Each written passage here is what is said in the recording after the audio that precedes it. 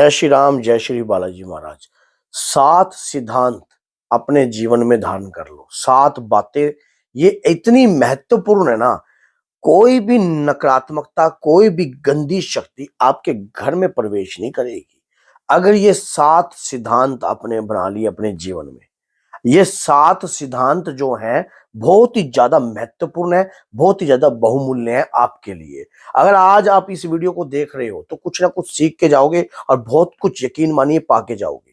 क्यों? क्योंकि ये वीडियो होने वाली इतनी बेहतर है, क्योंकि जो मैं इसमें बता रहा हूं अगर उन चीजों को आप अपने जीवन में अप्लाई कर लोगे तो आपका जीवन जो है सार्थक हो जाएगा। नकारात्मकता, भूत प्रेत, तंत्र या किसी भी प्रकार की क्रिया आपके ऊपर करेगा कोई व्यक्ति कर नहीं पाएगा, कर नहीं पाएगा। ये बात याद रखना। कहते हैं कि मन चंगा तो कटौती में गंगा। गुरु रविदास जी ने ये बात कही थी कि आपका मन पवित्र होना चाहिए अपने इष्ट के प्रति, फिर आपके घर में ही गंगा का वास हो जाता है। इसी प्रकार से ये 7 कार्य अपने जीवन में अपना लीजिए। आपके घर में कोई भी क्रिया, कोई भी तंत्र, कोई भी मंत्र काम नहीं करेगा। पहला क्या है? सबसे पहला मैं आपको बता रहा हूं कि अगर अपने जीवन में नियमित रूप से आप पूजा को अपने जीवन का आधार बनाते हो तो याद रखना आपके इष्ट हर पल आपकी रक्षा करेंगे। कैसे करेंगे?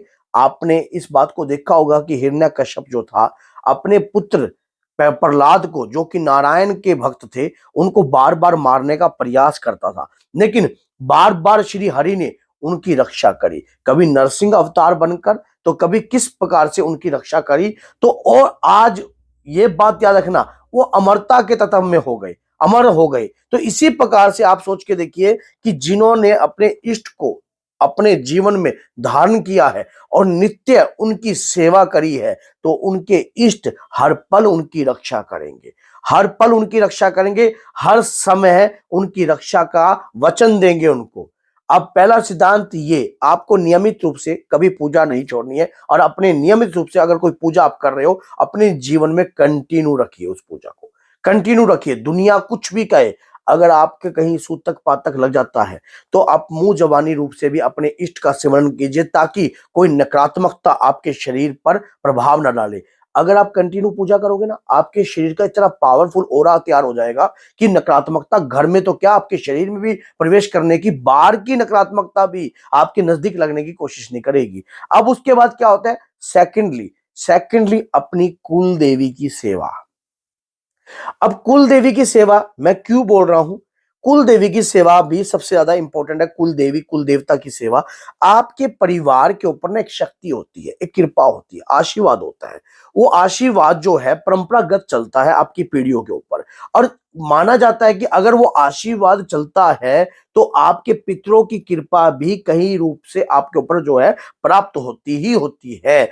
और सबसे बड़ी बात यही याद रखना, अगर आप कुल देवी की सेवा घर में कंटिन्यू रख रहे हो, अगर आप उनके जिस दिन उनकी मान लीजिए चौदस है या उनकी अष्टमी है, नवमी है या 11 है, तो उस दिन आप, जैसे कई भक्त बाबा श्याम के भक्त हैं तो उनके कुल देवता हैं, या सालासर या हनुमान जी उनके कुल देवता है, या भैरव बाबा जी उनके कुल देवता है, या कुल देवी है माँ शीतला है, तो उनकी जब भी उनकी पूजा होती है तो नियमित रूप से आपका सारा परिवार एकत्रित होकर उनकी पूजा को ना छोड़े। अगर आप उनकी पूजा को छोड़ते हो तो दोष उत्पन्न होता है, फिर चाहे भूत भी, प्रेत भी, कई प्रकार की चीजें आपके ऊपर आक्रमण करती है। अब ये बात भी आपको समझ में आ गई होगी। अब तीसरा क्या है? पितृ अगर आपके अशुद्ध हैं, अब पितृ अशुद्ध है तो अशुद्ध के लिए मैंने वीडियो बना रखी है कि अशुद्ध होने के बाद कैसे संकेत प्राप्त होते हैं, अगर पितृ जो मलिन होते हैं तब भी कैसे संकेत प्राप्त होते हैं, अगर पितृ प्रेत योनि में है तो उन्हें आपको शुद्ध करवाकर जो है प्रभु श्री राम के चरणों में स्थान देना चाहिए। अगर आपके पितृ प्रभु श्री राम के चरणों में पीले रंग की धोती पहनकर प्रभु राम का नाम का जाप करेंगे तो हनुमान जी हर पल आपकी रक्षा करेंगे और आपके पितरों को बल प्रदान होगा। अगर पितृ को बल प्राप्त होता है ना तो ये बात याद रखना, अगर पितरों को बल प्राप्त होता है तो भी नकारात्मकता आपके घर में प्रवेश नहीं करती है। कहते हैं कि जिसके घर का मर्द सॉलिड होता है उसकी घर की औरतों के प्रति कोई आंख नहीं उठा के देखता। इसी प्रकार से अगर आपके घर के पित्र सॉलिड है, अगर आपके घर में कोई ऊत पित्र है, अगर वो भी बलवान है, और एक ऊत 100 भूत के बराबर होता है, अगर एक ऊत पित्र भी अगर आपका घर का रक्षक बन जाता है, देवता की कृपा को प्राप्त कर लेता है या देव रूप में पूजा जाता है, तो आपके घर में कोई नकारात्मकता बढ़ नहीं सकती है किसी भी प्रकार की। पांचवा क्या है? माता पिता की सेवा। अब आप कहोगे ये तो देखो, इससे बड़ा कार्य कोई नहीं है। जिस मां ने 9 महीने हमें अपने गर्भ में रखा और उस गर्भ से हम कर्म के सिद्धांतों को जान गए, उस गर्भ से हमें यह पता लगा कि अच्छाई और बुराई के बारे में जानने का हर ज्ञान प्राप्त करवाया। अब उस माँ और बाप की सेवा करना आपका कर्तव्य है पूर्ण रूप से। पूर्ण रूप से अगर आप इस कर्तव्य से विमुख होते हो तब भी आपके ऊपर जो है पितृ दोष, मातृ दोष और ऋण दोष जो है उत्पन्न होता है।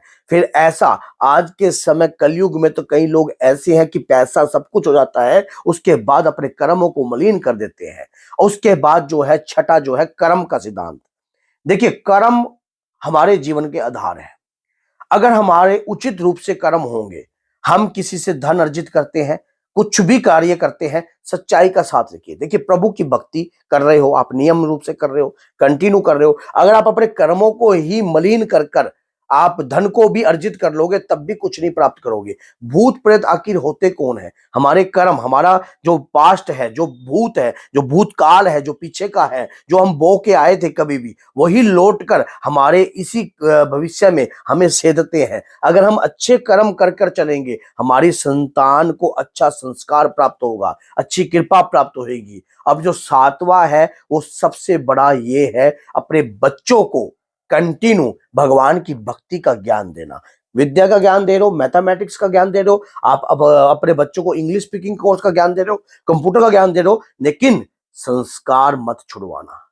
एक बात याद रखना, अब अगर आप संस्कार ही नहीं होंगे तो आप क्या करोगे? कोई बच्चों को चाहे कितना भी धन अर्जित कर लो, अगर संस्कार नहीं होगे, बड़े छोटे की अगर इज्जत करनी नहीं सिखाई, भक्ति पूजा पाठ करनी नहीं सिखाई, कुल देवी देवता का नाम का जाप करना नहीं सिखाया, पितरों के नाम का अंदाना निकालना नहीं सिखाया, अगर बच्चों के अंदर और संस्कार की ऊर्जा को प्राप्त करना नहीं सिखाया और ये नहीं बताया, धर्म से जुड़ी कहानियों के बारे में नहीं बताया, तो याद रखना बुढ़ापा सभी को आता है। और जब आप बूढ़े होगे ना, तब आपका बच्चा अगर आपकी सेवा नहीं करेगा तो आपको इस बात को आपको याद करने पर जरूर आपको याद आएगी कि जो बात एक दिन मैंने एक वीडियो सुनी थी और उसके बाद मैंने ये कार्य नहीं किया। तो संस्कार बहुत जरूरी होते हैं। एक बात याद रखना, दुनिया का बदलाव है लेकिन आपका बदलाव बदलना मत, क्योंकि आज का जो समय है, अर्थी की जगह जब हम कंधे पे लेके आते थे, अब वो गाड़ी ने ले लिया है। और ऐसे ही पहले लोग अर्थी को भी हाथ लगा देते थे, लेकिन आज के समय जो है इंसानियत नाम की चीजें भी खत्म होती जा रही हैं। तो संस्कार बहुत जरूरी है। गलत प्रकार का धन अर्जित नहीं करना, माता पिता की सेवा करनी है। तो ऐसे सात्विक घर के अंदर, जिस घर में डेली पूजा होती हो, जिस घर में प्रभु के नाम का सिमरन होता हो, जिस घर में सकारात्मक विचारों के प्रति हमेशा आप हमेशा आगे बढ़ने की रहते हो, जिस घर में पॉजिटिविटी का वातावरण बना हुआ होता हो, वहां नकारात्मकता कहां से पनप जाएगी? उस घर के अंदर नकारात्मकता किस प्रकार से एंट्री कर देगी? साधु संत के तुम रखवारे, और साधु संत के तुम रखवारे कौन? हनुमान जी महाराज। हनुमान जी की पूजा अगर आपके घर में कंटिन्यू होगी तो आपके घर में किसी भी प्रकार की क्रिया, किसी भी प्रकार का तंत्र, किसी भी प्रकार का माया जाल कभी नहीं होगा। मैंने हर वीडियो बनाने का प्रयास किया है, अच्छी बुरी हर प्रकार की। जब मैं वीडियो बनाने में क्या पता मैंने गलत भी बोल दिया हो, अगर इस बात को याद रखना कि जो बोल रहा है लेकिन सत्य हमेशा कड़वा होता है। सत्य हमेशा कड़वा होता है, उसे कड़वे गस्से को कहते हैं कि कड़वे में अच्छाई छुपी होती है। जिस प्रकार हम करेले को कड़वा बोल देते हैं लेकिन उसके अंदर वो गुणधारी है, नीम को कड़वा बोलते हैं लेकिन वो गुणधारी है। तो ये बात है ना, कड़वी सच्चाई को एक बार चाणक्य ने नीति सिखाई है। चाणक्य ने नीति क्या सिखाई है? जब बच्चा 3 वर्ष का हो तो उसे लाड़ प्यार दो, जब बच्चा 5 वर्ष का हो तब उसे थोड़ा सा हुंकार दो, जब बच्चा उससे बड़ी अवस्था में हो तब उसको डर दो, थप्पड़ का भी। और जब बच्चा किशोर अवस्था में हो तब उसके दोस्त बन जाओ, ताकि वो आपकी अच्छी बुरी बातों को समझ सके। तो इसी प्रकार की नियम कुछ बुजुर्ग, कुछ जो हमारे महापुरुष थे, अच्छी अच्छी बातें सिखा कर गए हैं। अगर उनको थोड़ा थोड़ा समझकर आप अपने बच्चों में थोड़ा थोड़ा डालने की कोशिश करोगे, माँ बाप ही सबसे बड़े शिक्षक होते हैं, माँ बाप ही सबसे बड़े गुरु होते हैं। तो ये बात है, हमें भी हमारी माता श्री ने ज्ञान दिया, तभी जाकर भक्ति की राह को पकड़ा। तो अगर वीडियो अच्छी लगी है तो लाइक कीजिए, चैनल को सब्सक्राइब कीजिए और बेल आइकन बटन को दबाना ना भूलना, ताकि आने वाली और भी बेहतरीन से बेहतरीन वीडियो आपको प्राप्त हो सके। तो बोलिए जय सीताराम, जय माता दी।